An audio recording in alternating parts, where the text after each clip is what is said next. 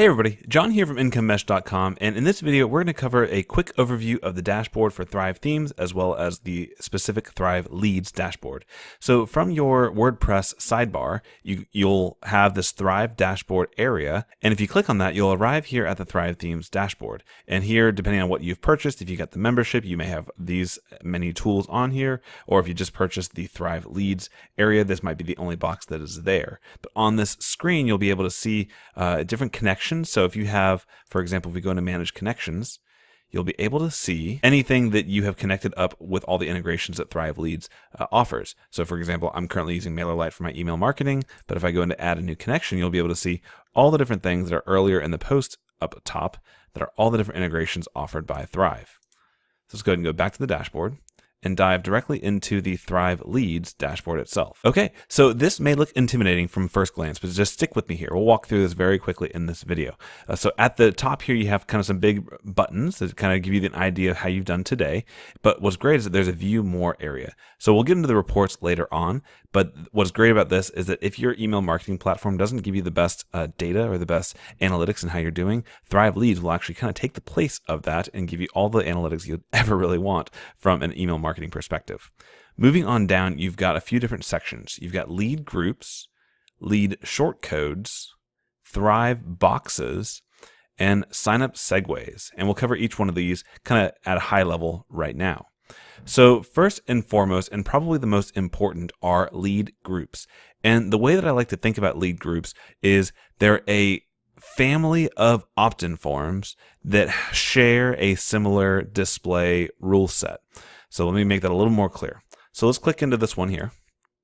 And this is one that we'll be working throughout the series of videos in this post. And so you've got all these different types of opt-in forms in Content Lightbox, et cetera, but they're all going to follow the same display rules. What type of posts, where they display, how frequently they display, all that. They're going to share those in common because they're a group, they're a family, they're like a tight-knit community. And so the way you can use this is, let's say you blog about dogs and cats, like two very different things. Well, if you have two different categories of blog posts on your blog, you don't want to show the people who are looking at a dog blog post, you don't want to show them an opt-in that's clearly designed for a cat person. So what you would be able to do is create two different lead groups, one that displays for dog category posts and one that displays for cat category posts. Let me show you how to do that. So at the top here for Thrive Leads Show Off, it's just this example one here. We can go over here to the display settings. And when you click into this, you'll get a bunch of different ways you can show this. So the basic way to do it is show it on the front page or show it on all posts or all pages. But you can get as detailed as you'd want to. What you could do in this example of dogs and cats, we could go to the logic of how to display this and decide to show it on categories, and these would be the categories of your particular blog. You'd be able to say, hey, this is an SEO related category or opt-in lead box, so let me do for SEO leads only. And you can go into as much detail here as you'd like. We'll cover this in future videos when we set each one up as well. So let's go ahead and go back, save and close. And within it, you'd be able to create one or multiple of each type of these opt-in forms. And what I'd recommend you do is kind of keep them related. If you're going to have the same display rules, you're going to want to keep the content in these opt-ins similar because you want to make sure that it's relevant for your readers. But what you notice here is that you've got you've got multiple lead groups. Each one of these would have its own set of rules to when to display, when not to display. But what's important here is you actually want to pay attention to what's on top and what's on the bottom. So for example, I can take this and drag it up and down. And what that actually does is it's a prioritization system. What I mean by that is if, let's say, this shows the display rules for this particular lead group is on all pages, all posts, everywhere is going to show this. And on this one, it's a very specific, like only for cat posts, to carry that example forward. Because this lead group is on top of this one, this Thrive Leads Show Off, this would display first. It has priority over this one. And what's great about this, and it's very logical, is that you're not going to bombard your reader with all these different things if the logic displays for all of them. It's going to give precedence to the one at the top of the list. All right, let's move on to a lead shortcode. We'll blast through this pretty quickly, but you can kind of get an idea of what's going on deeper on into the video. So what this one does is it allows you to create a single in-content form. Let me just show you what one of these looks like. So let me go ahead and go to edit on this Thrive show off, and we'll go to edit the design just to show you what it is. So this is one of those where you can put this anywhere you want to in your content, and it's actually going to expand or collapse as needed to fit the space that it lives in. It'll be very responsive in nature. You can even see how it show up on a tablet or how it would show up on a phone, which is great. So what this does is you're able to create a single shortcode. You're able to create a single opt-in form that you can display wherever you want to. So it's manual in how you place it. It works really nicely with lead groups because you can decide where to show these, and this is kind of set up as a big picture with the group. Moving down to Thrive boxes. Thrive boxes are similar to lead shortcodes because you decide where to place them. The only difference is these are linked to a trigger. So for example, if you want to have a button on your blog post, this is probably the most popular way to do it. You can actually link that button with this Thrive box so that when they click the button, a little pop-up hits them and gives them the call to action that you want.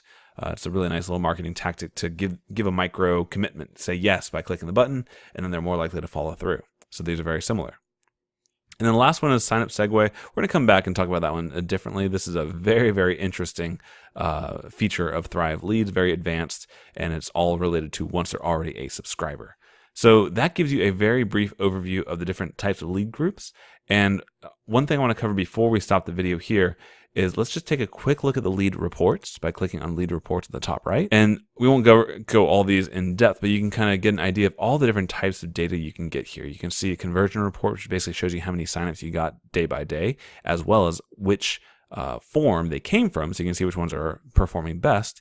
You can also see a cumulative list growth, which will show you how your list is growing over time, which is very fancy. And you can even see a content marketing report, and this one is incredible. It's so deep of knowledge you can get here. What this does is basically shows you the best and worst performing pages on your website at the moment based on how many subscriptions they were able to get for you. Very, very useful information. So a lot of good data there. Let's just pop back here for a second and show you one last little bit.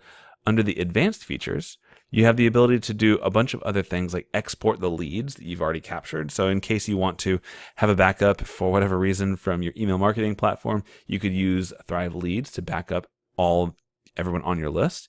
You can also implement asset delivery, which allows you to deliver those freebies, those opt-ins, using Thrive Leads instead of using your email marketing platform. Personally, I do not use this because it does require you to sign up for Campaign Monitor, Mailgun, or something of that nature. So these are all transactional email providers. And if you use like a ConvertKit or an ActiveCampaign or like me, MailerLite, that serves the purpose here. So there's no real need to double stack those. But if it makes sense for you to do this, it's a nice feature to have.